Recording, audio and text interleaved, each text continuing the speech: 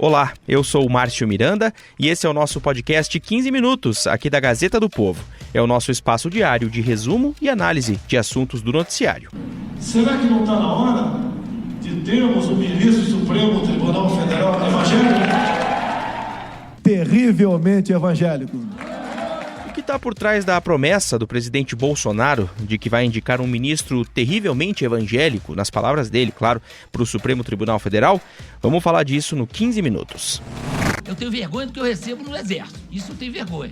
Se eu mostrar para meu filho que eu sou general de Exército e ganho líquido R$19 mil, eu tenho vergonha, né? O ministro-chefe do Gabinete de Segurança Institucional, o general Augusto Heleno, causou polêmica na última semana ao falar essa frase aí que a gente ouviu, que ele considera vergonhoso até mostrar o contra-cheque com os apenas R$19 mil de salário como general. Pois é, por outros motivos, há uma preocupação nos meios militares com uma certa fritura do general no governo, ele que é um dos principais assessores do presidente Bolsonaro. Esse também vai ser um tema de hoje. E outro assunto é um efeito colateral positivo da farta liberação de emendas que fez parte da negociação do governo para aprovar a reforma da Previdência. Tudo isso a partir de agora e pelos próximos 15 minutos.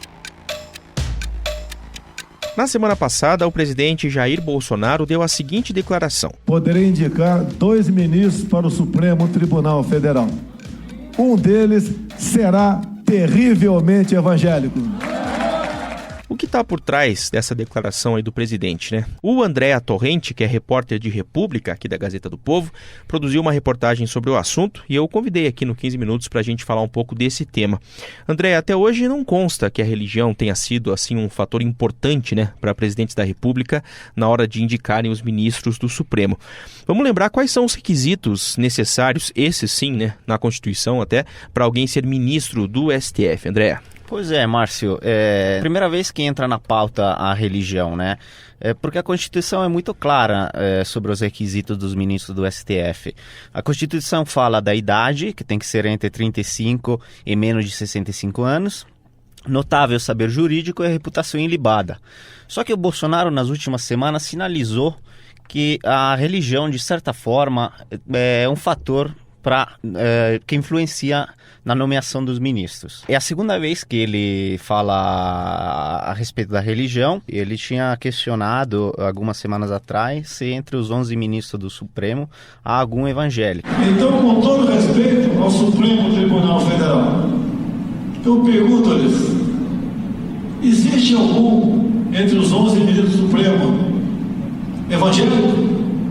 Era uma pergunta retórica, porque pelo que se sabe, pelo que foi apurado por vários veículos, nenhum dos atuais ministros é evangélico. Eu conversei com a cientista política Maria Tereza Sadek, da Universidade de São Paulo. Ela disse que, na opinião dela, esse aceno à religião é um agrado que o Bolsonaro está tentando fazer ao seu eleitorado, que é mais conservador. Ele tem busca muitos votos nesse eleitorado evangélico. Apesar de não constar na Constituição o fator religioso, o STF é a corte que interpreta as leis. Então, a religião, assim como outros valores pessoais, pode de fato ter uma influência, um peso na hora de um magistrado tomar uma decisão. Por aí que seja uma explicação, então, do porquê o presidente Bolsonaro considera, né, que é importante citar a religião no momento de uma escolha, né? Exatamente. Ainda mais numa fase em que o STF tomou algumas decisões de liberdade individuais, inclusive de proteção dos direitos pessoais. Uma decisão bastante polêmica foi a criminalização da homofobia de alguns meses atrás. O presidente disse que o veredito foi totalmente equivocado e que o STF está legislando, o que é atribuição do Congresso. Na opinião de Bolsonaro, a decisão pode até atrapalhar homossexuais a conseguir trabalho, porque os empregadores, segundo ele, ficarão receosos se um ex-funcionário fizer uma falsa acusação de homofobia. Então, assim, é um aceno que o Bolsonaro está fazendo a esse eleitorado mais conservador, que não se reconhece, de repente, em determinadas pautas ou decisões da alta corte. Vale lembrar, porém, que o presidente não é o único responsável pela nomeação de um ministro do STF.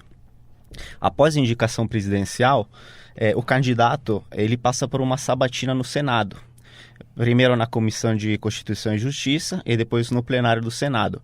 Então, assim, a decisão, a indicação do presidente tem que ser validada pelo Senado. E só depois, se for aprovada pelo Senado, o presidente marca a data da posse do novo ministro. E vamos lembrar também que o presidente Bolsonaro deve indicar 2 vagas no mandato dele, né? 2 vagas de ministros que devem se aposentar nos próximos anos aí. Celso de Mello e o Marco Aurélio Mello. E o Bolsonaro tinha falado que uma das vagas seria reservada para o Sérgio Moro. Só que o Sérgio Moro, pelo que se sabe, seria católico. Não temos certeza, mas parece que não é evangélico. Não se encaixaria nessa vaga, né? Os atuais ministros do Supremo, se diz que não consta que nenhum seja evangélico, né? Pelo que foi apurado, parece que Celso de Mello e Rosa Weber, pelo menos não informaram suas religiões, mas não seriam evangélicos. Uhum. A maioria é católica. Temos a Carmen Lúcia, o Dias Toffoli, o Edson Fachin, o Marco Aurélio Mello, o Gilmar Mendes, o Ricardo Lewandowski e Alexandre de Moraes, que inclusive cita um salmo, o Senhor é meu pastor e nada me faltará, em todas as edições do seu livro, sua obra principal, que é de Direito Constitucional. E temos os últimos 2, o Luiz Roberto Barroso e Luiz Fux, que são judeus. André, obrigado pela conversa, até a próxima. Obrigado.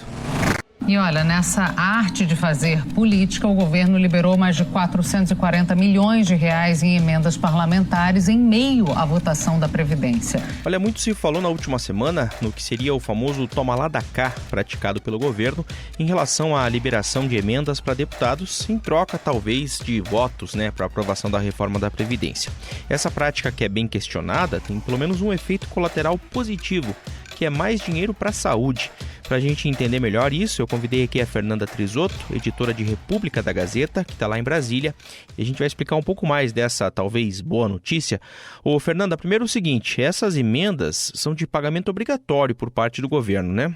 É isso mesmo, Márcio. Desde 2015 foi aprovada uma PEC que determina que o governo é obrigado a pagar as emendas que os parlamentares fazem do orçamento, né? Eles têm uma cota, ela equivale ali a receita líquida do orçamento, eles têm essa cota determinada já no ano anterior e eles podem gastar como eles quiserem. Mas tem algumas regrinhas. Desde 2015, por exemplo, as emendas individuais são de execução obrigatória. O governo vai ter que pagar por elas.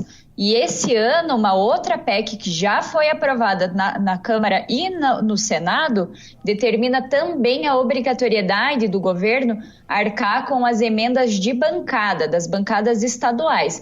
Então, isso é uma coisa que tem um lado positivo, principalmente para os parlamentares que vão pegar e direcionar esse dinheiro para as bases, para os estados, municípios que eles representam.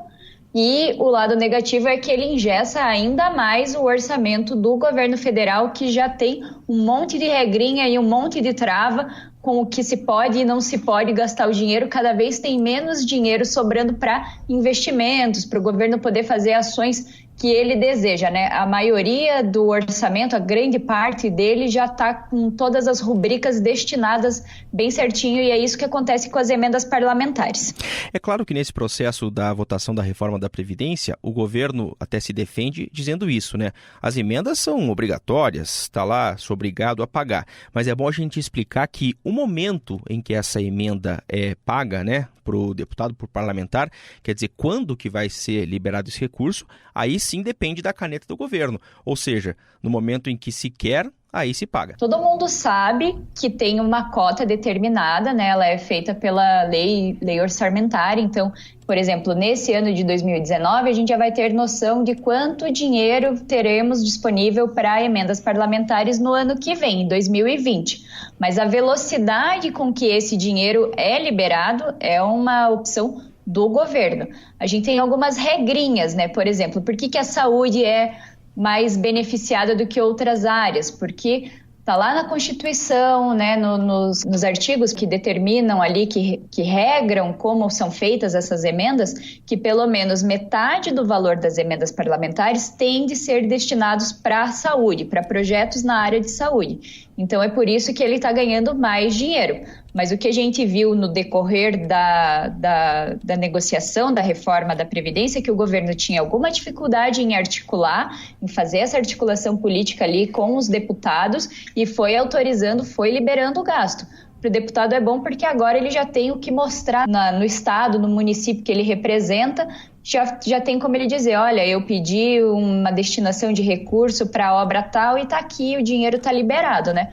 E sim, não tem como negar que nas últimas semanas, né, foram muitas portarias publicadas em Diário Oficial liberando verba. A gente tem o exemplo do Ministério da Saúde, por exemplo, esse ano até julho, né, até o dia 10 de julho, o governo tinha pago efetivamente o valor ali de quase 530 milhões de emendas parlamentares destinadas à saúde. Só em um dia, em uma série de portarias que foram publicadas no Diário Oficial, também nesse mês ele liberou, né, ou seja, empenhou a verba mais 1,1 bilhão. Então é muito dinheiro que a gente está falando, Márcio. Fernanda, obrigado. Até a próxima. Até mais, Márcio. Uma das pessoas mais próximas do presidente Jair Bolsonaro desde o início do mandato é o ministro-chefe do Gabinete de Segurança Institucional, o general Augusto Heleno. Desde o episódio do militar brasileiro preso, levando em um avião da FAB 39 quilos de cocaína para a Espanha, o general Heleno vem sendo alvo de críticas. E um processo de certa fritura culminou até com a necessidade da ida dele na última semana a uma comissão da Câmara dos Deputados. Meios militares já estão até preocupados com essa situação.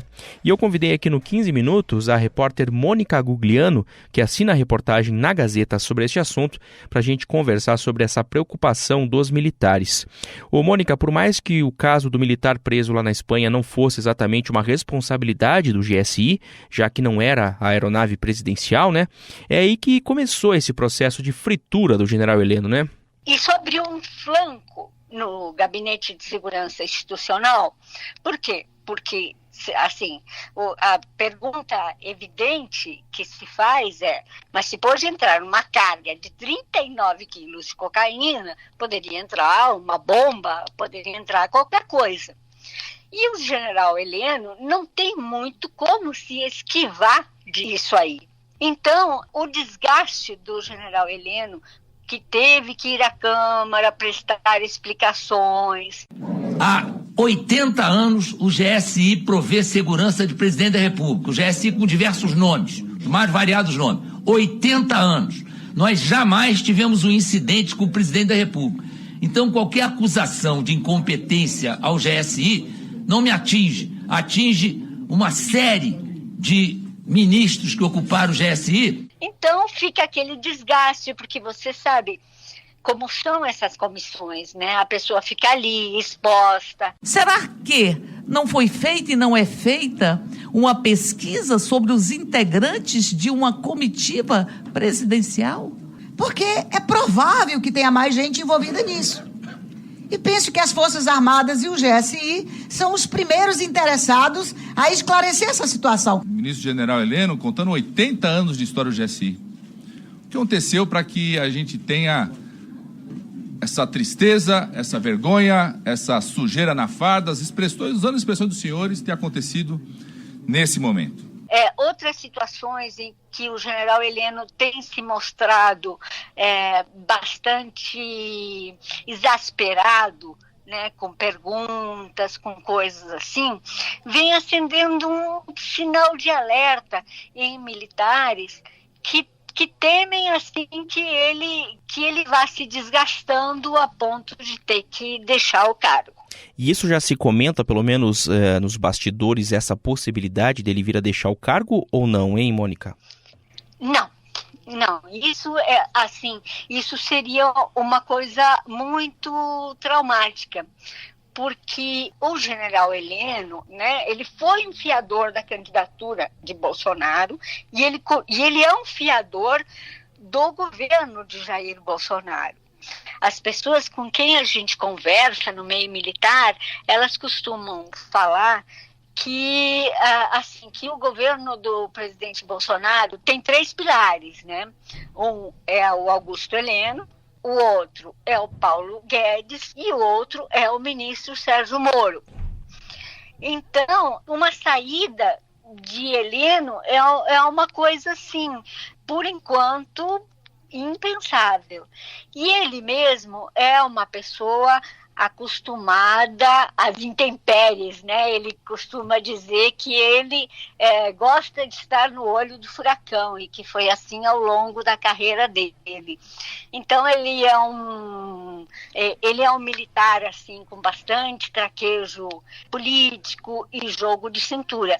Por isso talvez esses colegas dele tenham ficado preocupados ao vê-lo perder a paciência e essas coisas assim, que não são gestos muito característicos do Heleno. Mônica, muito obrigado pela análise aqui no 15 Minutos. Até a próxima. Até a próxima. Obrigada a você.